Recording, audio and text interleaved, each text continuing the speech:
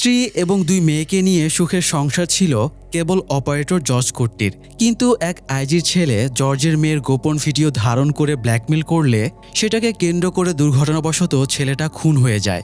George প্রতিজ্ঞা করে সে পরিবারের ওপরে বিপদের আঁচ লাগতে দেবে না। মাস্টারমাইন্ড প্ল্যানের মাধ্যমে সে প্রমাণ করে ঘটনার দিনে তারা এলাকাতে ছিলই না। তাছাড়া জর্জ লাশটাকে এমন জায়গায় লুকিয়েছিল যেটা সে ছাড়া আর কেউই জানে না। পুরো পুলিশ ডিপার্টমেন্টকে একাই ঘোল খাইয়ে সে কেসটাকে ধামাচাপা দিয়ে দেয়। তার সাথে পাঙ্গা নিতে গিয়ে চাকরি হারায় স্বয়ং আইজি। শাস্তিস্বরূপ সাসপেন্ড এবং ট্রান্সফার হয়ে যায় থানার বড় কর্মকর্তা সহ কয়েকজন। কিন্তু 6 বছর কেটে গেলেও সুপ্ত বিপদ স্ফুলিঙ্গের মতো চারিদিক থেকে তাকে ঘিরে ফেলে। পুলিশ জেনে যায় জর্জ কোথায় লাশটা লুকিয়েছে। ফলে আবারও জর্জের পরিবারকে বাঁচানোর লড়াই শুরু হয়। এই পুলিশ বনাম 4 পাস জর্জ কুট্টির লড়াইয়ে এবার কে জিতবে জানতে হলে আসুন শুনে আসি পরিবার রক্ষায় দৃঢ় প্রতিজ্ঞ এই একই বাবার আরও একটি মাস্টার প্ল্যান দৃশ্যম 2 এর গল্পটি। রাতের অন্ধকারে পুলিশের ভয়ে ছুটছিল জোশে নামের এক নেশাখোর। কারণ সে মাতাল অবস্থায় তর্কাতর্কির সময়ে বউয়ের ভাইকে খুন করে ফেলেছে। জোশে জঙ্গলে পথ দিয়ে পালিয়ে এসে থানার আন্ডার কনস্ট্রাকশন বিল্ডিংয়ে লুকিয়ে পড়ে। ঠিক ওই সময় জর্জ কোদাল কিংবা বেলচা হাতে বিল্ডিং থেকে বেরিয়ে যাচ্ছিল। আমরা যারা দৃশ্যমের প্রথম পার্ট দেখেছিলাম তারা তো জানি জর্জ এই বিল্ডিংয়ের মেঝেতেই ভারুনের লাশ পুঁতে রেখেছিল। তাই আমরা যেটাকে পারফেক্ট মার্ডার বলেছিলাম সেটারও কিন্তু একটা জলজন্ত প্রত্যক্ষদর্শী রয়েছে। যাই হোক, জোশে সেখান থেকে পালিয়ে বাড়িতে চলে যায় এবং জানালা দিয়ে স্ত্রী মেরিকে ডাকে। তবে জোশে মেরির ভাইকে খুন করেছে এই খবর মেরির কাছে পৌঁছে গিয়েছিল। তাই দরজা খোলার বদলে সে পুলিশ দিয়ে জোশেকে ধরিয়ে দেয়। তো এরপরে প্রায় 6 বছর কেটে যায়। জর্জের আর্থিক এবং ব্যবসায়িক অবস্থার অনেক পরিবর্তন হয়েছে। শ্বশুরের থেকে পাওয়া রাবার বাগান এবং নিজের অংশের 2 শতক বিক্রি করে সে একটা সিনেমা হল বানিয়েছে। বাড়িঘরের অনেক উন্নতি করেছে। যদিও খরচ সামলাতে গিয়ে ব্যাংক থেকে বেশ মোটা অঙ্কের লোনও নিয়েছে। রানীর ধারণা জর্জের আচরণ অনেক চেঞ্জ হয়ে গেছে। একে তো জর্জকে অনেক বারণ করা সত্ত্বেও সে বাড়ির জমির অংশ থেকে 2 একর জমি বিক্রি করেছে। তাছাড়া জর্জের লোন নেবার ব্যাপারটাও রানী এখনও মানতে পারে না। তবে জর্জ ভরসা দিয়ে বলে সিনেমা হল থেকে বেশ ভালো পরিমাণেই ইনকাম হয়। তাই ব্যাংকের লোন শোধ দিয়েও যা থাকবে পুরো ফ্যামিলি খেয়ে শেষ করতে পারবে না। কিন্তু ইনকামের একটা টাকাও রানী চোখে দেখে না। সে জানে জর্জ সব টাকা স্ক্রিপ্ট রাইটার বিনয় চন্দ্রনের পেছনে ঢালছে। গত 3 বছর ধরে জর্জের মাথায় একই ভূত চেপে আছে। সে একটা সিনেমা বানাবে, আর এই নেশাতে সে পানির মতো টাকা নষ্ট করছে। কিন্তু মন মতো স্ক্রিপ্ট পাচ্ছে না বলে সিনেমা শুরু করতে পারছে না। রানী জিজ্ঞেস করে সিনেমা বানানোর চক্করে জর্জ এই পর্যন্ত কত টাকা নষ্ট করেছে। জর্জ আনুমানিক ক্যালকুলেশন করে বলে প্রায় 15 থেকে 16 লাখ টাকা। এমন শুনে রানী চমকে ওঠে, কারণ বাড়িতে একটা কাজের লোক রাখতে চাইলেও বেতন দেবার ভয়ে জর্জ না করে দেয়। অথচ সিনেমার জন্য সে এতগুলো টাকা নষ্ট করে ফেলেছে। রানী জর্জকে অনুরোধ করে তাদের যা আছে তাই যথেষ্ট, সিনেমার ব্যবসায় নামার দরকার নেই। কিন্তু জর্জ নিজের সিদ্ধান্তেই অটল, সিনেমা সে বানাবেই। তাছাড়া জর্জ ইদানিং ড্রিঙ্কস করাও শুরু করেছে। তার লজিক ড্রিঙ্কস করলে সিনেমার স্ক্রিপ্টের আইডিয়া ভালো পাওয়া যায়। এই ব্যাপারটা নিয়েও রানীর অনেক অভিযোগ ছিল।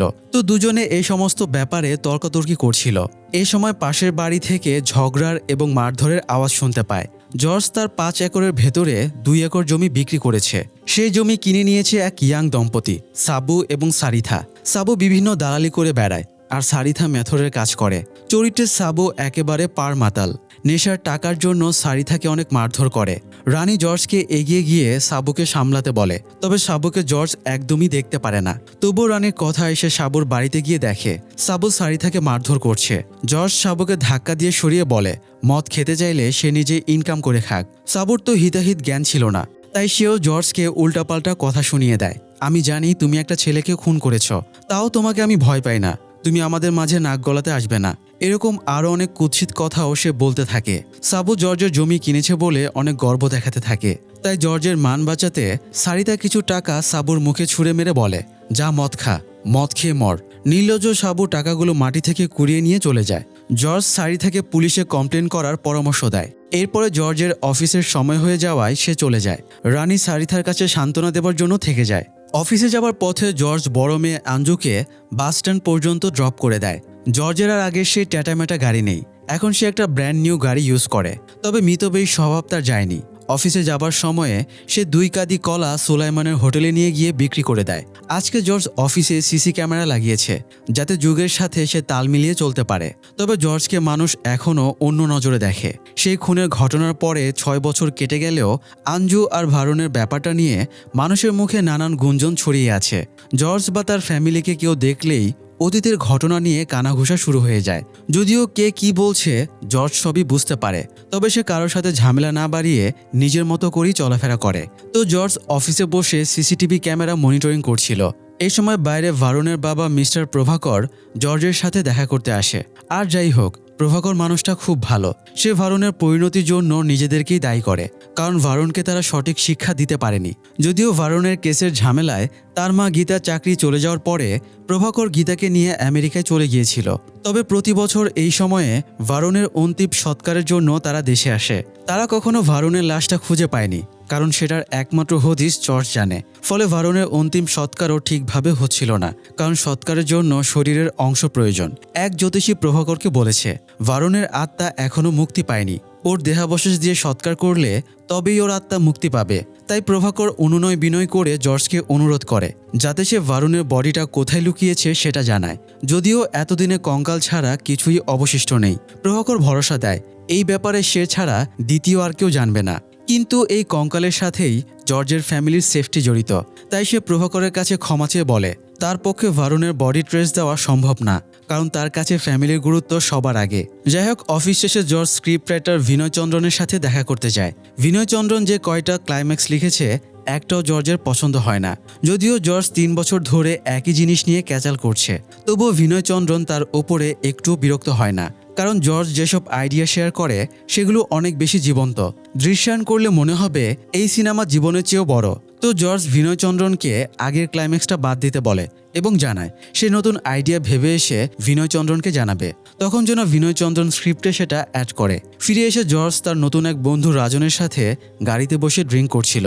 রাজন পেশায় ফরেন্সিক ডিপার্টমেন্টের নাইট সিকিউরিটির গার্ড হলেও সিনেমায় অভিনয়ের প্রতি তার প্রচণ্ড রকমের ঝোঁক। তার উপরে আবার জর্জের উস্কানি তো আছেই।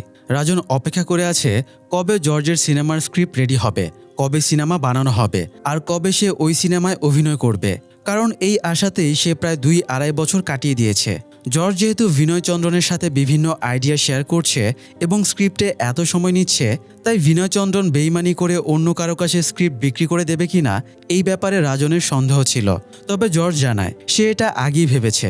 এই জন্য কপিরাইট হিসেবে সে সিনেমার কাহিনীটা নিয়ে একটা উপন্যাস লিখে পাবলিশ করে রেখেছে। রাজন বলে কাহিনী যদি আগেই মানুষ পড়ে ফেলে তাহলে তো সিনেমা দেখার আগ্রহ পাবে না, কারণ সব থ্রিল আগেই শেষ হয়ে যাবে। যেমন সিনেবাজের এত ডিটেলড এক্সপ্লেনেশন শোনার পরে আর সিনেমা দেখার প্রয়োজন হয় না। তো জর্জ বলে সে এটাকে থ্রিলার ট্যাগে পাবলিশ না করে ফ্যামিলি গল্প হিসেবে পাবলিশ করেছে। আর এই উপন্যাসের বই শহরে জাস্ট অল্প কয়েকটা দোকানে 2-1 কপি করে থাকবে। এতে বেশি মানুষ বইটা পড়ারও সুযোগ পাবে না।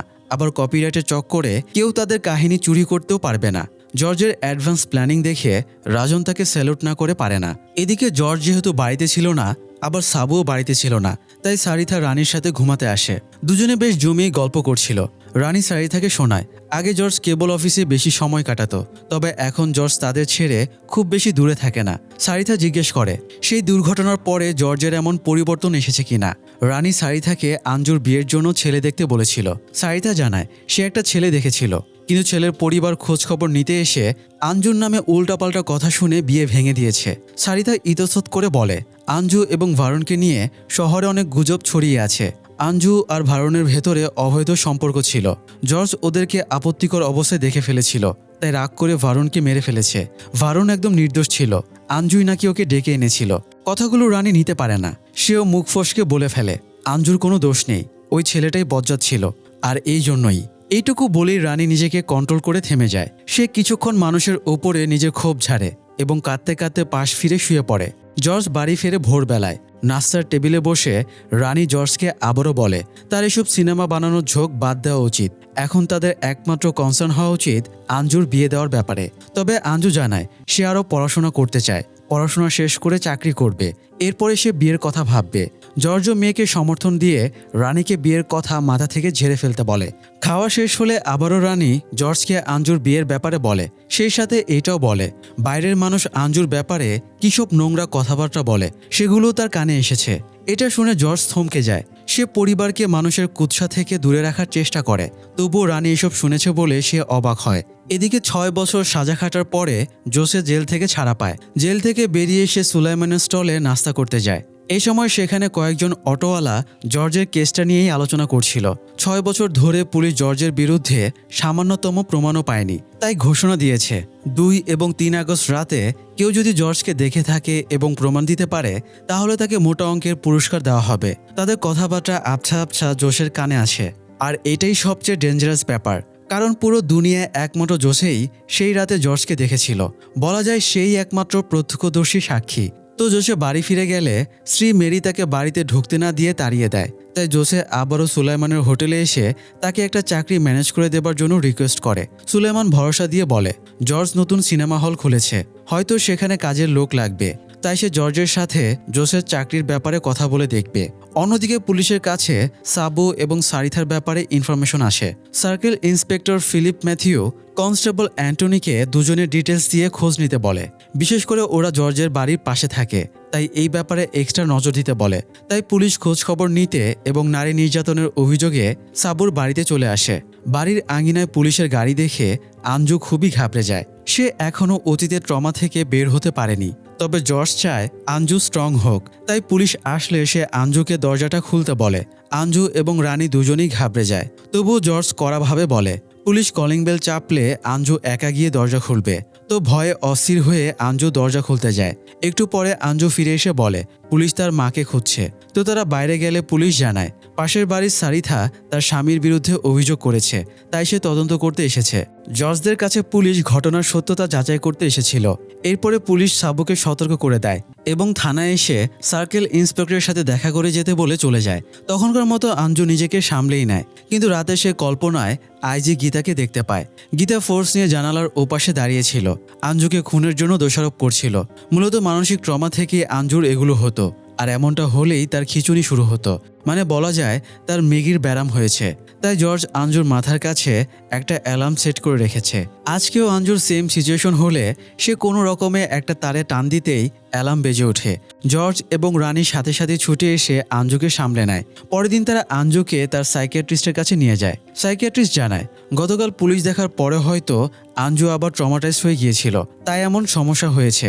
সে আঞ্জুকে স্বাভাবিক পরিবেশে রাখার পরামর্শ দেয়।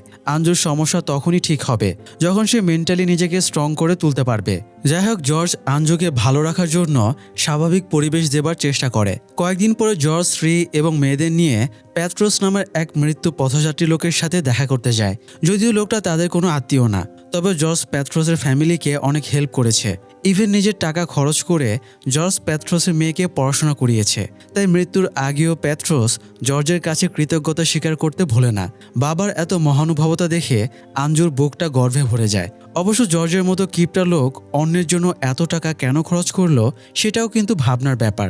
তো এরপরে জর্জ মেয়েদের শপিংয়ে নিয়ে যায় এবং নতুন মোবাইলও কিনে দেয়। ছোট মেয়ে আনু বন্ধুর বাড়িতে পার্টিতে যেতে চাইছিল, তবে জর্জ তা না করে আনুর বন্ধুদেরকেই তার বাড়িতে ইনভাইট করে, যাতে সবার মাঝে আঞ্জুও আনন্দ ফুর্তি করতে পারে। আয়োজন শেষে সবাই চলে গেলে এরপরে এর্নাকুলামে যাবার উদ্দেশ্যে জর্জও বেরিয়ে যায়। রাতে মেয়েদের নিয়ে একা থাকতে হবে ভেবে রানী সারিথাকে গিয়ে বলে পারলে আজ রাতে সে যেন রানীদের সাথে থাকে। রাতে সারিথা রানীর বাড়িতেই ছিল, তবুও অজানা ভয়ে রানী ঘুমাতে পারছিল না। সারিতা কি সমস্যা জিজ্ঞেস করলে রানী জানায় সেদিন রাতেও আজকের মতো বৃষ্টি হচ্ছিল, তাই ঝড় বৃষ্টির রাত হলেই তার ভীষণ ভয় লাগতো। তাছাড়া ইদানিং রানীর ভয় হচ্ছে তারা হয়তো এবার ধরা পড়ে যাবে। সারিতা রানীকে জর্জের সাথে তার টেনশনের কথা শেয়ার করতে বলে, তবে রানী জানায় সে জর্জকে অনেক বুঝিয়েছে। রানী কথার ছলে সারিতার কাছে এক প্রকার স্বীকার করেই নেয় তারাই ভারুণকে খুন করে ফেলেছিল। আর এখানেই রানী সবচেয়ে বড় ভুলটা করে ফেলে, কারণ সারিতা এবং সাবু কোনো সাধারণ মানুষ না, বরং এরা আন্ডারকভার পুলিশ অফিসার। ভারুণের কেসের তদন্তের জন্যই ওদেরকে পাঠানো হয়েছিল। ওরা এতদিন ধরে জর্জদের প্রতিবেশী নাটক করছিল, যাতে কোনো না কোনো সময়ে জর্জের ফ্যামিলির কেউ ভুল করে ফেলে। আর সেই ভুলকে কেন্দ্র করে ভারুণ মার্ডার কেসের চার্জ জর্জের ওপরে আনা যায়। তো পরের দিন সাবু আর সারিথা আইজি অফিসে যায়। তারা আইজি থমাস বাস্টিনের নির্দেশেই এতদিন কাজ করছিল, যদিও তাদের সমস্ত খরচাপাতি গীতা এবং প্রভাকর ক্যারি করত।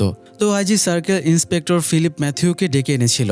ফিলিপ নিজেও জানতো না সাবু আর সারিথা আন্ডার কভার অফিসার, তাই সে আইজির অফিসে ওদেরকে দেখে অবাক হয়ে যায়। তো সাবু আর সারিথা জানায় তারা সুযোগ বুঝে জর্জের বাড়ি সার্চ করেছে, কিন্তু কোনো এভিডেন্স পায়নি।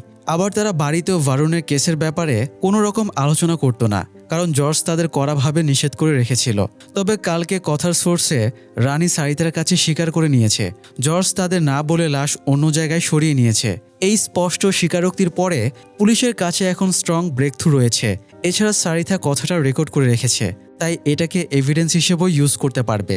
তাছাড়া রানীর এর আগের একটা কথার বেসিসে এবং জর্জের পারিবারিক পরিস্থিতি দেখে পুলিশ এখন এটাও শিওর ভারুনকে আঞ্জুই খুন করেছিল। আপাতত পুলিশের যেটা করতে হবে, ভারুনের লাশটা কবে, কখন, কিভাবে এবং কোথায় সরানো হয়েছে সেই হদিস খুঁজে বের করা।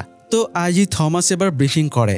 তাদের পুরনো ইনফরমেশন মোতাবেক 2 আগস্ট রাতে ভারুনকে খুন করা হয়, কারণ 6 বছর আগে আনু সাক্ষী দিয়েছিল। সেদিন রাতে সে মা এবং বোনকে বাগানে লাশ পুঁতে রাখতে দেখেছিল।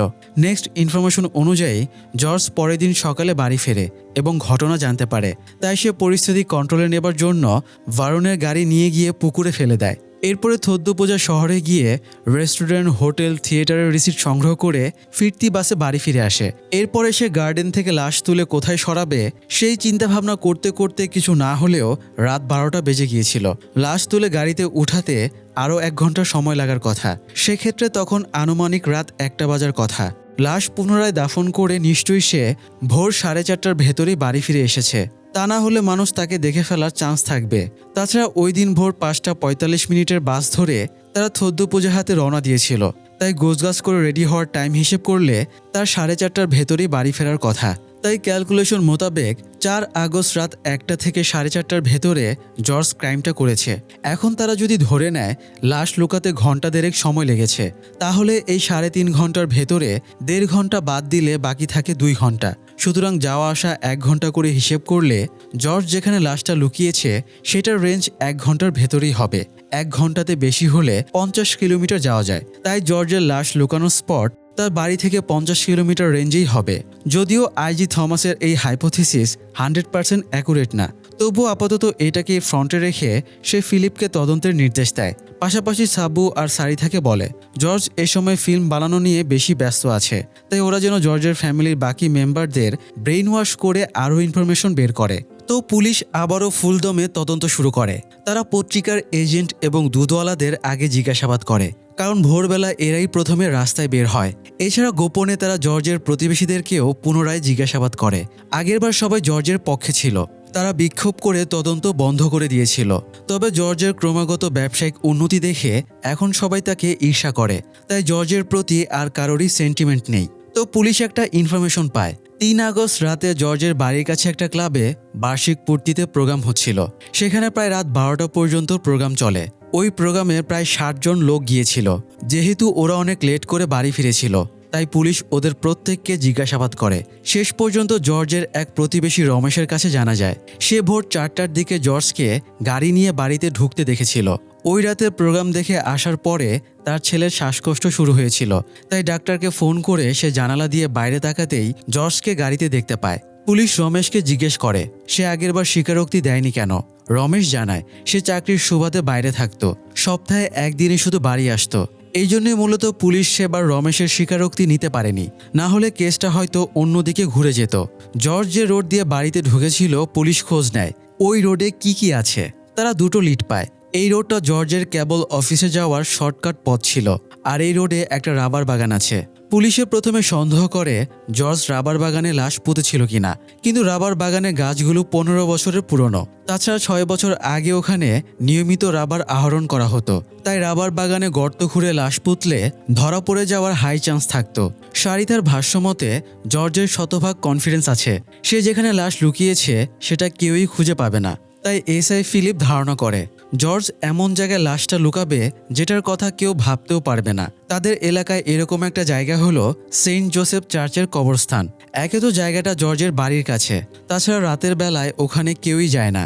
কিন্তু সমস্যা হলো কবরস্থানের সাথে ধর্মীয় অনুভূতি জড়িত, তাই ওখানে ঘোরাঘুরি করতে গেলে তারা ঝামেলায় পড়ে যাবে। তবে এটাই তাদের সবচেয়ে বড় ব্রেকথ্রু হতে পারে, এই জন্য তারা রিস্কটা নেওয়ার সিদ্ধান্ত নেয়। এরপরে সারিথা আর সাবু ছদ্মবেশে বাড়ি ফিরে আসে। পরের দিন সারিথা আর রানী চার্চে প্রার্থনা শেষ করে বাড়ি ফিরছিল, তখন সেখানে পুলিশের গাড়ি আসতে দেখতে পায়। পুলিশের গাড়ি দেখে রানী ভয় পেয়ে যায়। পরবর্তীতে সারিথা রানীকে জানায় সে খবর পেয়েছে পুলিশ কবরস্থানে লাশের তদন্ত করতে এসেছিল। পুলিশের সন্দেহ জর্জ ভারনের লাশ কবরস্থানে লুকিয়ে রেখেছে। পুলিশ আপাতত খোঁড়াখুড়ি করেনি, কারণ চার্চ অথরিটি কোর্টের অনুমতি চেয়েছে। সারিথা রানীকে উস্কে দিয়ে বলে সে যেন এখনই জর্জকে বাড়িতে ডেকে শিওর হয় লাশ ওখানে লুকিয়েছে কিনা। রানী সারিতার কথায় খুবই ঘাবড়ে যায়। সারিথাও এটাই চেয়েছিল, কারণ এরকম পরিস্থিতিতেই মানুষ ভুল করে ফেলে। তো রানী জর্জকে ফোন করে দ্রুত বাড়ি ফিরতে বলে। সাবু আর সারিতা অপেক্ষা করছিল কখন জর্জ বাড়ি ফিরবে। জর্জ বাড়ি ফিরতেই দুজনে ভয়েস ট্রান্সমিটার মেশিনের কাছে গিয়ে বসে। তারা জর্জের বাড়িতে অনেকগুলো সিক্রেট মাইক্রোফোন লাগিয়ে রেখেছে, তাই ওদের সমস্ত কথাবার্তাই তারা শুনতে পারবে। তো রানী জর্জকে বেডরুমে টেনে নিয়ে গিয়ে দরজা আটকে দিয়ে জর্জকে জিজ্ঞেস করে সে কবরস্থানে ভারনের লাশ লুকিয়েছে কিনা, কারণ পুলিশ কবরস্থানে তদন্ত করতে গেছে। জর্জ কসম করে জানায় সে ওখানে লাশ টাশ কিছু লুকায়নি।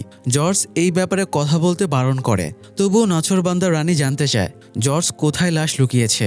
গত 6 বছর ধরে রানী টেনশনে ঘুমাতে পারে না। পুলিশ কোথাও তদন্ত গেছে শুনলেই সে টেনশনে অস্থির হয়ে যায়।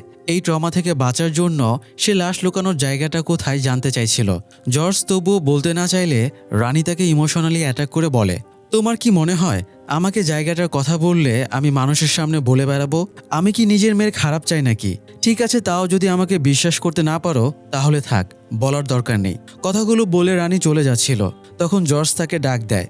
সাবু আর সারিতা তো ভেবেছিল এরকম ইমোশনাল অ্যাটাকের পরে জর্জ রানীকে জায়গাটার কথা না বলে থাকতে পারবে না। তবে জর্জ অতিরিক্ত রক্ষণশীল। সে রানীকে বলে আমার মন যেটাতে সায় দেয় না সেটা আমি কখনো করি না, তাই নিজের মনের ওপরে ভরসা করে আমি তোমাকে জায়গাটার কথা বলবো না। জর্জের কথায় সাবু আর সারিতার পাশাপাশি রানী নিজেও প্রচণ্ড হতাশ হয়।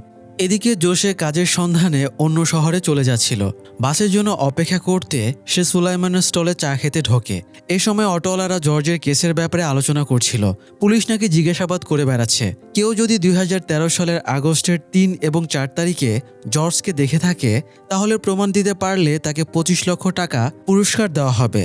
এই সময় বাস চলে আসায় জোসের স্টল থেকে বেরিয়ে যায়। স্টলের বাইরে আসতেই তার প্রথমে থানার দিকে চোখ পড়ে। তখন 6 বছর আগের কয়েক মুহূর্তের দৃশ্যটা তার মনে পড়ে। সে ঠিক এই থানারই আন্ডার কনস্ট্রাকশন বিল্ডিং থেকে জর্জকে বের হতে দেখেছিল। এতদিন সে ব্যাপারটাকে গুরুত্ব দিয়ে ভাবেনি, তবে আজকে সে শিওর হয়ে গেল ওই দিন জর্জ এখানে লাশ পুঁততেই এসেছিল। অন্য সময় হলে হয়তো জোসেফ পুলিশকে ইনফর্ম করতো না, কিন্তু জাস্ট একটা ছোট ইনফরমেশন দিয়ে 25 লক্ষ টাকার পাওয়ার লোভও সে ছাড়তে পারে না। তাই সে থানায় গিয়ে বলে সে জানে জর্জ কোথায় লাশটা পুঁতেছিল। থানা থেকে সিআইকে ফোন দিলে সে আইজি থমাসকে ইনফর্ম করে। থমাস জোসেকে আইজি অফিসে নিয়ে আসতে বলে। এরপরে থমাস জোসের মুখোমুখি হলে সে বলে ইনফরমেশনের বিনিময়ে সে 5 লাখ টাকা চায়। থমাস ভাবে জোসে একটা ফ্রড, তাই থমাস চলে যাচ্ছিল। তখন জোসে বলে 4 আগস্ট রাত 3:30টার সময়ে জর্জকে কোদাল হাতে একটা জায়গা থেকে বের হতে দেখেছে, কারণ ওই দিন রাত 12টাতে জোসে তার শালাকে খুন করে পুলিশের হাত থেকে পালিয়ে বেড়াচ্ছিল। আর এই পালানোর চক্করেই সে জর্জকে দেখে ফেলে। জোসে এভাবে বলার পরেও থমাস তাকে পুরোপুরি বিশ্বাস করতে পারছিল না, এমনকি সিআই ফিলিপও তাকে ভরসা করতে পারছিল না। তাই জায়গাটার নামের বিনিময়ে তাকে 10,000 টাকা দিতে যায়।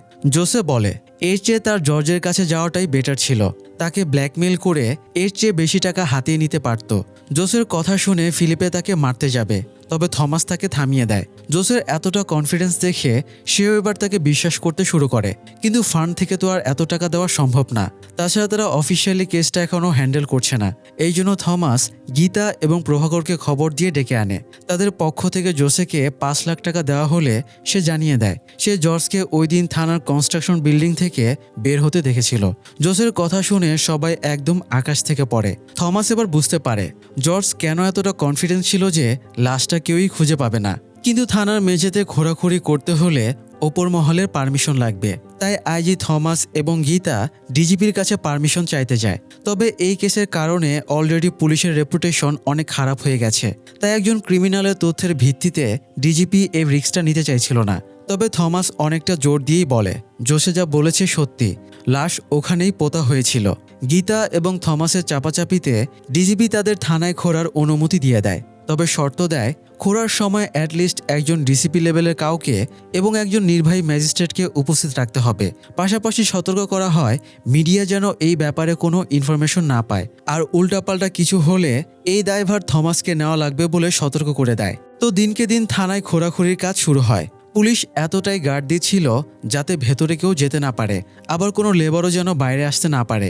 লেবারেরও এত গার্ড দেখে সন্দেহ শুরু করে। তারা বুঝে যায় এখানে পুলিশ কোনো লাশ খুঁজছে।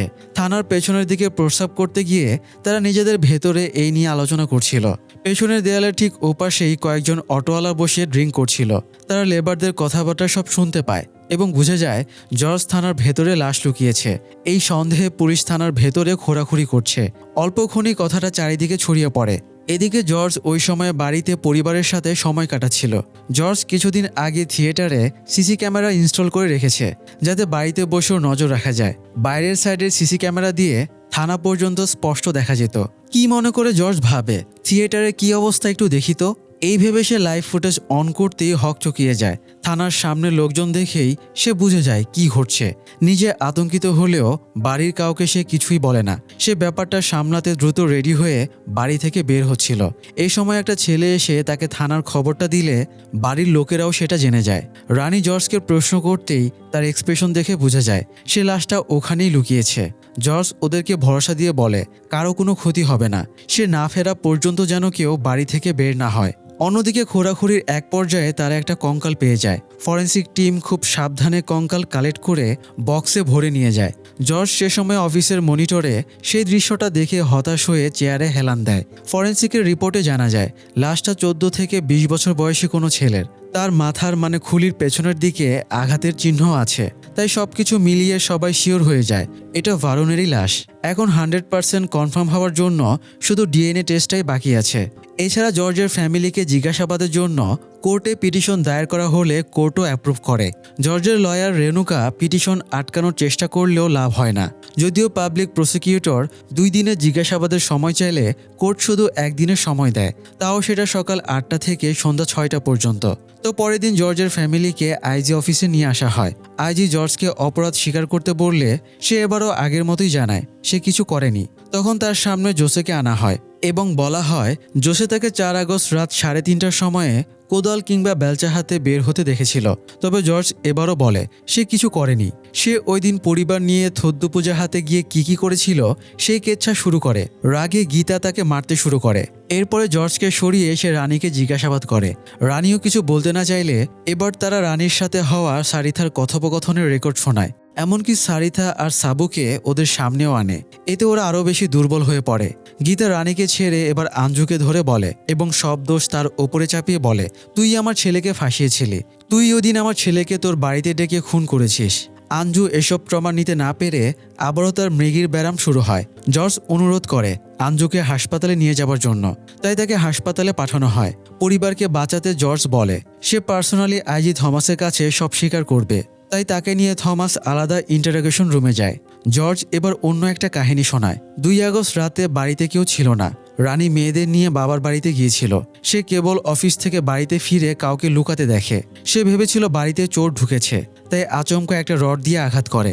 এতে ছেলেটার মাথায় আঘাত লেগে সে মরে যায়। তো যেহেতু মারাই গেছে তাই জর্জ প্রথমে তাকে গার্ডেনে দাফন করে। পরে যখন জানতে পারে থানায় কনস্ট্রাকশন কাজ চলছে তখন সে লাশ উঠিয়ে এনে 4 আগস্ট রাতে থানার মেঝেতে লাশটা পুঁতে দেয়। আইজি থমাস বুঝতে পারছিল জর্জ হয়তো ফ্যামিলিকে বাঁচাতে নিজের মতো করে গল্প ফাঁদছে। তবে জর্জ বলে সে ছেলেটাকে হত্যা করেছে, তার সব এভিডেন্স তার কাছে আছে। খুনের রডে তার হাতের ছাপ আছে। ছেলেটার জামা কাপড় এবং অন্যান্য জিনিসও সে একটা বক্সে সংগ্রহ করে রেখেছে, যা দিয়ে প্রমাণ হয়ে যাবে সেই ভারুণকে হত্যা করেছে। তো আইজি থমাস বেরিয়ে এসে গীতা এবং প্রভাকরকে ব্যাপারটা জানায়। গীতা বলে জর্জের সাথে যেন ওর ফ্যামিলিও শেষ হয়ে যায়। এই ব্যাপারটা আবার প্রভাকরের অমানবিক লাগছিল। সে বলে যে অপরাধী সে তো শাস্তি পাচ্ছেই, তাহলে ওর ফ্যামিলিকে আবার শাস্তি দেবার কি দরকার। কিন্তু গীতার একই জেদ, সে পুরো পরিবারের ধ্বংস দেখার জন্যই অপেক্ষায় আছে এতগুলো বছর ধরে। দুজনের কথার মাঝে ইন্টারাপ্ট করে থমাস একটা প্ল্যান বলে। তারা আপাতত আঞ্জুর বিরুদ্ধে খুনের অভিযোগ দিয়ে বেশি দূর এগোতে পারবে না, কারণ খুনের সময় আঞ্জু নাবালিকা ছিল। তাই বয়স বিবেচনায় অ্যাক্সিডেন্টাল কেস বলে আঞ্জু ইজিলি খালাস পেয়ে যাবে। তবে আপাতত যদি তারা জর্জকে অভিযুক্ত করে চার্জশিট দায়ের করে তাহলে কেসটা স্ট্রং হবে, কারণ জর্জ বলেছে খুনের প্রমাণ তার কাছে আছে। আপাতত জর্জকে অভিযুক্ত করে পরে আরও প্রমাণ সংগ্রহ করে তারা নতুন অভিযোগ আনবে। পরিবারের সাথে ষড়যন্ত্র করেই জর্জ ভারুণকে খুন করেছে, আর এভাবেই তারা জর্জের ফ্যামিলির সবাইকে ফাঁসিয়ে দেবে। যদিও প্রভাকর এবারও আপত্তি জানায়, কিন্তু গীতা এই প্ল্যানটাকেই পছন্দ করে। যাই হোক, আজকে স্বীকারোক্তি রেকর্ডের পরে জর্জকে ছেড়ে দেওয়া হয়। এটার উপরে বেসিস করে আগামীকাল কোর্টে অ্যারেস্টের জন্য আবেদন করা হলে কোর্ট অ্যারেস্ট ওয়ারেন্ট জারি করবে। তখন জর্জকে গ্রেপ্তার করা হবে। তো জর্জ ফ্যামিলি নিয়ে বাড়ি চলে যায়। রাতে রানী অপরাধবোধের স্বরে বলে তার জন্যই এমন হলো। সে সারিথাকে নিজের বোনের মতো ভেবেছিল, অথচ সে তাকে এভাবে ধোঁকা দিল। সারিথা আর সাবু তখনও তাদের কথাবার্তা শুনছিল। সারিথা নিজেরও খুব খারাপ লাগছিল। সে আর এসব শুনতে পারছিল না, তাই কান থেকে হেডফোন খুলে রাখে। জর্জ রানীকে বোঝায় তার কোনো দোষ নেই। সে জানতো একদিন এমন পরিস্থিতি হবেই। তো এরপরে জর্জ মেয়েদের সাথে দেখা করতে যায়। খুনের ব্যাপারে আঞ্জু কথা বলতে গেলে জর্জ তাকে হাতের ইশারায় থামিয়ে দেয় এবং সবাইকে স্ট্রং থাকতে বলে। পরের দিন জর্জকে কোর্টে হাজিরের জন্য নিয়ে যাওয়া হয়। কোর্টে আবেদন করে তারা জর্জকে কাস্টাডিতে নেবে। এরপরে চার্জশিট জমা দেবে, তাহলেই case complete. IG Thomas, Gita এবং প্রভাকর কোর্টের গেস্ট হাউসে বসে কেস সংক্রান্ত আলোচনা করছিল। এই সময় স্ক্রিপ্ট রাইটার বিনয় চন্দ্রন তাদের সাথে দেখা করতে আসে। বিনয় চন্দ্রন আগে সেভাবে জানতো না জর্জ এত বড় কেসে ফেসে আছে। গতদিন টিভিতে নিউজ দেখে সেও তবদা খেয়ে গিয়েছিল। তার কাছেও জর্জের কেস রিলেটেড ইনফরমেশন আছে, সেগুলি সে শেয়ার করতে এসেছে। তো বিনয় চন্দ্রন জানায় 2016 সালের দিকে জর্জ তার সাথে সিনেমার আইডিয়া নিয়ে দেখা করতে এসেছিল। যদিও বিনয় চন্দ্রন জর্জের কেসের ব্যাপারে নিউজে শুনেছিল, তবে ঘটনার কয়েক বছর কেটে যাওয়ায় জর্জের চেহারা তার মনে ছিল না। জর্জ বিনয় চন্দ্রনের কাছে 15 মিনিট সময় নেয়, আর এই 15 মিনিটে সে এত সুন্দরভাবে গল্পটা প্রেজেন্ট করে বিনয় চন্দ্রন মুগ্ধ হয়ে যায় এবং জর্জের সিনেমার স্ক্রিপ্ট লিখতে রাজি হয়। জর্জ তখন সাথে সাথে বিনয় চন্দ্রনকে 1 লাখ টাকা অ্যাডভান্স পেমেন্ট করে দেয়। এরপরে দুজনের চুক্তি হয়, যখন দুজনেরই স্ক্রিপ্ট পারফেক্ট মনে হবে তখন সিনেমার কাজ শুরু হবে। এছাড়া কাস্টিং, ডিরেকশন সবকিছুর ব্যাপারেই জর্জ নিখুঁত ছিল। তো প্রায় 2 বছর ধরে স্ক্রিপ্টটা মোটামুটি রেডি হয়ে যায়। বিনয় চন্দ্রন এবার ওদেরকে স্ক্রিপ্টের কাহিনীটা শোনায়। স্ক্রিপ্ট অনুযায়ী ঘটনাটা ঘটে ইদুকিতে। কৃষ্ণ কুমার নামের এক ব্যবসায়ী, যার স্ত্রীর নাম আম্বিকা এবং একমাত্র ছেলে জয়তীশ, যার বয়স 17 থেকে 18 বছর হবে। জয়তীশ রাজনীতিতে খুবই সক্রিয়। কলেজে জয়তীশের বিরোধী দলের নেতা ছিল বিনুরাজ। বিনুরাজ স্থানীয় সংসদ সদস্যের ছেলে ছিল, তাই তার বেশ প্রভাব এবং দাপটও ছিল। তবে বিনুরাজের সাথে জয়তীশের প্রায় ঝামেলা লেগে যেত। একদিন ঝামেলার সময় জয়তীশ বিনুরাজকে চ্যালেঞ্জ করে বলে বিনুরাজ বাবার পাওয়ারে এত দাপট দেখায়, সাহস থাকলে সে যেন একা এসে জয়তীশের মুখোমুখি হয়। তো ইগোর চক্করে বিনুরাজ সেই রাতেই সাহস দেখাতে জয়তীশের বাড়িতে চলে আসে। এই সময় কৃষ্ণকুমার এবং আম্বিকা বাড়িতে ছিল না। দুজনের লড়াইয়ের এক পর্যায়ে বিনুরাজ জয়তীশের হাতে খুন হয়ে যায়। কৃষ্ণকুমার এবং আম্বিকা বাড়ি ফিরে দেখে জয়তীশ বিনুরাজের লাশের পাশে বসে কাঁদছে। বিনুরাজ যেহেতু এমএলএর ছেলে, তাই এমএলএ তাদের লাইফ বরবাদ করে দেবে। এই জন্য খুনটা ধামাচাপা দিতে কৃষ্ণকুমার স্ত্রী ছেলেকে শ্বশুর বাড়িতে পাঠিয়ে দেয়।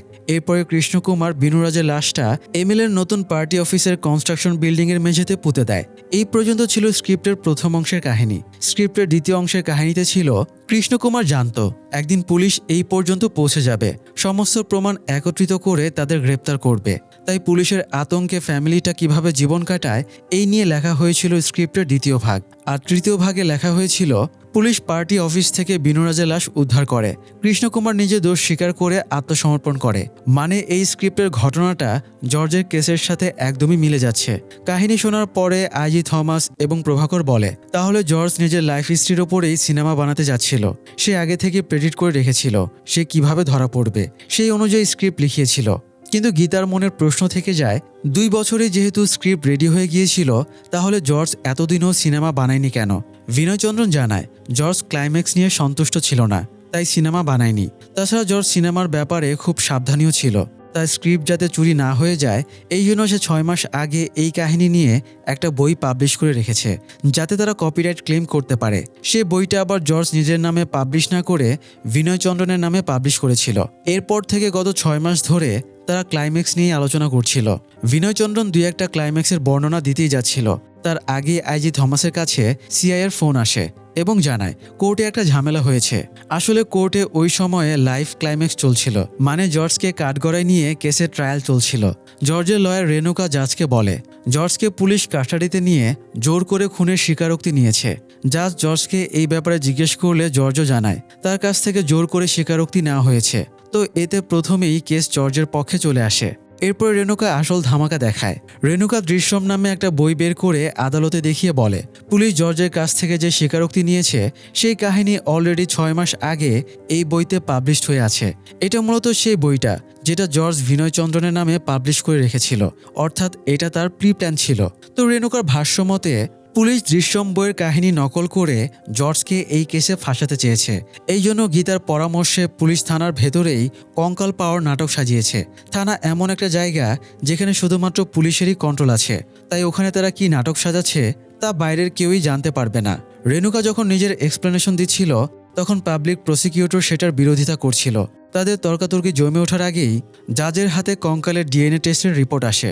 রিপোর্ট দেখে জাজ ক্ষেপে গিয়ে বলে এখানে কিসের কেস চলছে? রিপোর্ট অনুযায়ী তো এই কঙ্কালটা ভারুনেরই না। এটা শুনে রেনুকা এবং পাবলিক প্রসিকিউটর দুজনে চমকে ওঠে। রেনুকা তো মুখ হা করে জর্জের দিকে তাকিয়ে থাকে। কয়েক মুহূর্তে পুরো কোর্ট মহলেই অস্থিরতা শুরু হয়ে যায়। কোর্টের গেস্ট হাউসেও খবরটা পৌঁছে গেলে গীতা চিল্লিয়ে ওঠে এ হতেই পারে না। সবাই কনফিউজড হয়ে যায় ভারুনের কঙ্কাল বদলে গেল কিভাবে। বিনয়চন্দ্রন একটু আগে এই ক্লাইম্যাক্সের কথাই বলতে চাইছিল। আসলে স্ক্রিপ্টের লাস্টের ক্লাইম্যাক্স পছন্দ হচ্ছিল না বলে জর্জ একদিন বিনয়চন্দ্রনের কাছে এসেছিল। জর্জ বিনয়চন্দ্রনকে বলে লাস্টের নায়ক আত্মসমর্পণ করলে এটা দর্শককে তেমন ইমপ্রেস করবে না। তাছাড়া নায়ক যদি ধরা পড়ে যায় তাহলে তার ফ্যামিলির কি হবে? এই জন্য যেভাবেই হোক নায়ককে পুলিশের গ্যারাকল থেকে বাঁচাতে হবে। কিন্তু কিভাবে বাঁচাবে? নায়ককে বাঁচানোর জন্য জর্জ আইডিয়া বের করে। সে বিনয়চন্দ্রনের সাথে আইডিয়া শেয়ার করে। তবে থ্রিলারটা নিখুঁত দেখানোর জন্য জর্জের কিছু ইনফরমেশনের প্রয়োজন ছিল। যেমন সিনেমায় পুলিশ যদি ভিকটিমের কঙ্কাল পেয়ে যায় তাহলে তাদের কার্যপদ্ধতি কি হবে। তো বিনয়চন্দ্রন তার পরিচিত পুলিশ অফিসারের সাথে যোগাযোগ করে সেসব ইনফরমেশন জর্জকে দেয়। কিন্তু সে আর কিভাবে জানবে জর্জ এসব ইনফরমেশন চাইছিল নিজে বাঁচার জন্য। যাই হোক, এবার আসি জর্জ কিভাবে ভারুনের কঙ্কালটা বদলে দিল সেই টুইস্টে। জর্জের এই কাজের জন্য যা যা ইনফরমেশন দরকার সব তো কৌশলে বিনয়চন্দ্রনের কাছ থেকে আগেই নিয়ে ফেলেছিল। এরপরে সে নিজের মতো প্ল্যান এক্সিকিউট শুরু করে। জর্জ প্রতিদিন পত্রিকা পড়ত।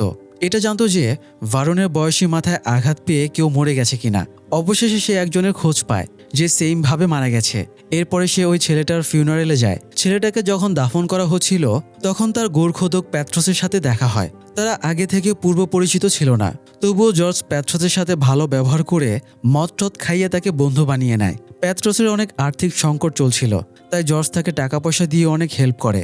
সে প্যাট্রোসের কাছে এক ফাঁকে জেনে নেয় লাশ কঙ্কালে পরিণত হতে কত সময় লাগে। এরপরে সুযোগ বুঝে সে প্যাট্রোসের কাছে মাথার পিছে আঘাত লেগে মরা ছেলেটার কঙ্কাল চাইলে কৃতজ্ঞতা বোধের কারণে প্যাট্রোস তাকে কঙ্কালটা দিয়ে দেয়। তারপরে জর্জ ততদিন অপেক্ষা করতে থাকে যতদিন না পুলিশ থানায় পুঁতে রাখা ভারুনের লাশটা উদ্ধার করে। জর্জ বিনয়চন্দ্রনের কাছে জেনেছিল কঙ্কাল উদ্ধার হলে প্রথমে মেডিকেলে নিয়ে যাওয়া হবে।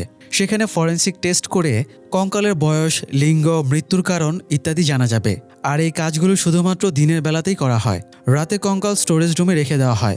ফরেন্সিক টেস্ট হয়ে গেলে সেটাকে ডিএনএ টেস্টের জন্য অন্য জায়গায় শিফট করা হয়। তো সেই ইনফরমেশনের বেসিসে জর্জ ফরেন্সিক ডিপার্টমেন্টের নাইট গার্ড রাজনের সাথে বন্ধুত্ব করে। রাজনের মদের নেশা ছিল, আবার মাথায় সিনেমার ভূতও চেপেছিল, তাই জর্জ সহজেই তাকে পটিয়ে ফেলে। এমনকি জর্জ মদ খাওয়ার বাহানায় মাঝে মধ্যে ফরেন্সিক ডিপার্টমেন্টেও চলে যেত। এতে সে ভেতরে কোথায় কি রাখা হয়, কোন সাইডে সিসি ক্যামেরা নেই সবই জেনে যায়। তো এরপরে একদিন পুলিশ ঠিকই ভারুনের কঙ্কালটা উদ্ধার করে ফেলে। জর্জ থিয়েটারের সিসি ক্যামেরায় দেখে নেয় কোন বক্সে করে কঙ্কাল নিয়ে যাওয়া হচ্ছে। জর্জ প্যাট্রোসের কাছ থেকে আনা কঙ্কালটা তার চেম্বারের মেঝেতে লুকিয়ে রেখেছিল। সেখান থেকে সে কঙ্কালের ব্যাগটা নিয়ে বেরিয়ে যায়। রাজন তখনও জর্জের কেসের ব্যাপারে জানতো না, তাই জর্জ তাকে ফোন করে বলে আজ সে ফরেন্সিক ডিপার্টমেন্টে মদ খেতে আসবে। অন্য দিনের মতো আজকেও রাজন রাজি হয়ে যায়। রাতে ড্রিঙ্কের সময়ে জর্জ রাজনের ড্রিঙ্কে ঘুমের ওষুধ মিশিয়ে দেয়। এরপরে স্টোরেজ রুমে গিয়ে ভারনের কঙ্কালের জায়গায় তার নিয়ে আসা কঙ্কালটা রিপ্লেস করে দেয়। তারপরে ভারনের কঙ্কাল দূরে নিয়ে গিয়ে অ্যাসিড দিয়ে একদম গলিয়ে ফেলে। আর এভাবেই মূলত মাস্টারমাইন্ড প্ল্যান খাটিয়ে জর্জ সব সামলে নিয়েছে। যাই হোক, এদিকে জাজ যখন দেখে কঙ্কালের ডিএনএর সাথে ভারনের ডিএনএ মিলছে না, তখন পুরো দোষ পুলিশের ওপরে চলে যায়। জাজ আইজিকে তার অফিসে দেখা করার নির্দেশ দেয় আর জর্জকে খালাস করে দেয়। লয়ার রেনুকা জাজকে অনুরোধ করে পুলিশ যেন আপাতত আর জর্জের ফ্যামিলিকে বিরক্ত না করে, কারণ কিছুদিনের ভেতরেই তারা কেরালা হাইকোর্টে নিয়ে কেসটা পুরোপুরি ডিসমিস করার জন্য আবেদন করবে। জাজ কোনো অপরাধের ট্রেস না পেয়ে অনুরোধ মেনে নেয়। একটু পরে আইজি থমাস জাজের চেম্বারে গেলে জাজ তার কাছে পুরো ঘটনার এক্সপ্লেন চায়। থমাস জাজকে পুরো ঘটনাটাই জানায়, জর্জ কিভাবে প্ল্যান খাটিয়ে সবকিছু সামাল দিয়েছে। এগুলো শুনে জাজ ও জর্জের বুদ্ধির প্রশংসা করতে বাধ্য হয়। থমাস বলে এই কেসে তদন্ত করার সময়ে পুলিশ কখনো সিস্টেমের হেল্প পায়নি, আর এই জন্যই এরকম অপরাধীরা বাইরে ঘুরে বেড়াচ্ছে। জাজ বলে তারা জানে আসল অপরাধী কে, কিন্তু প্রমাণ না থাকায় তারা কিছুই করতে পারবে না। তাছাড়া দুই পরিবারেরই জাস্টিস পাওয়া উচিত। তাই জাজ থমাসকে পরামর্শ দেয় সে যেন এই কেস নিয়ে আর ঘাটাঘাটি না করে। তাদের হিস্ট্রিতে আনসলভ কেস আরও অনেক আছে, তাই এটাকেও সেরকম একটা কেস ধরে নিয়ে কেসটা বন্ধ করে দিতে বলে। এদিকে জর্জ কোর্ট থেকে বের হবার সময়ে বিনয়চন্দ্রন, গীতা এবং প্রভাকরকে দাঁড়িয়ে থাকতে দেখতে পায়। জর্জ ওদের দিকে একবার চোখ তুলে তাকিয়েই আবার চোখ নামিয়ে নেয়। যদিও বা এই যুদ্ধে জর্জই জিতেছে, কিন্তু বাকিটা জীবন তার গীতা এবং প্রভাকরের দিকে মাথা উঁচু করে তাকানোর সাহস নেই। তবে গল্পটা এখানেই শেষ হয় না। জর্জ পাপের প্রায়শ্চিত্ত করার একটা সুযোগ পেয়ে যায়। সেদিন কঙ্কালটা অ্যাসিডে গলানোর সময়ে সে কয়েকটা হাড় বাঁচিয়ে রাখে। এরপরে একটা চিঠি সহ সে ওগুলো জ্যোতিষীর বাড়ির দরজার সামনে রেখে আসে। যেহেতু এগুলো ভারনের শরীরে হাড়, তাই এগুলো দিয়ে ভারনের অন্তিম সৎকার সম্পন্ন করা হয়। এই সময় সেখানে আইজি থমাস আসলে গীতা তাকে চিঠিটা পড়তে দেয়। জর্জ চিঠিতে লিখেছে, আপনারা যা চেয়েছেন আমি দিয়েছি, কষ্ট দেবার জন্য আমি আবারও ক্ষমা প্রার্থী। দয়া করে এবার অন্তত আমাদের মুক্তি দিন। চিঠি পড়ার পরে থমাস গীতাকে বলে জর্জ পরিবারকে রক্ষার যে প্রতিশ্রুতি দিয়েছে তা সে কখনো ভাঙবে না। পুরো দুনিয়া একদিকে চলে গেলেও জর্জ নিজের লড়াই থামাবে না। তাই তারা যত চেষ্টাই করুক জর্জের কাছে জিততে পারবে না। এই জন্য সে কেসটা এখানেই শেষ করে দেবার পরামর্শ দেয়। প্রভাকরও থমাসের সাথে সহমত জানায়। কাছেই একটা গাছের আড়াল থেকে জর্জ ওদের ওপরে নজর রাখছিল। জর্জ জানে এখানে হয়তো কেসটা শেষ, কিন্তু মনের অজানা ভয়ের কারণে সে এখন পরবর্তী বিপদ মোকাবেলার প্রস্তুতি নিতে থাকবে। ফলে মানসিক যে শান্তির ব্যাপারটা তা সে কখনোই পাবে না। আর এটাই বোধ হয় তার জন্য সবচেয়ে বড় শাস্তি। মানুষের মানসিক শান্তি হারিয়ে যাবার পরে আর থাকি বা কি, তাই না? যাই হোক বন্ধুরা, বুদ্ধির চেয়ে বড় শক্তি এবং শ্রেষ্ঠ অস্ত্র আর নেই। পরিবারকে রক্ষার জন্য যখন এই অস্ত্র ব্যবহার করা হয় তখন তা আরও শক্তিশালী হয়ে ওঠে, কারণ এখানে কাজ করে দৃঢ় প্রতিজ্ঞা এবং দায়িত্ববোধের প্রতিশ্রুতি। আমরা জানি আইনের হিসেবে জর্জ এবং তার পরিবার অন্যায় করেছে, কিন্তু তারপরেও পুরো গল্প শোনার পরে আপনাদের কি মনে হয় এই অন্যায়ের জন্য কি জর্জের ফ্যামিলির আইনত শাস্তি হওয়া উচিত ছিল, নাকি গল্পটি যেভাবে শেষ হয়েছে সেটাই সবচেয়ে সুন্দর ক্লাইম্যাক্স? আপনাদের মন্তব্য জানাতে পারেন আমাদের কমেন্ট বক্সে। ধন্যবাদ।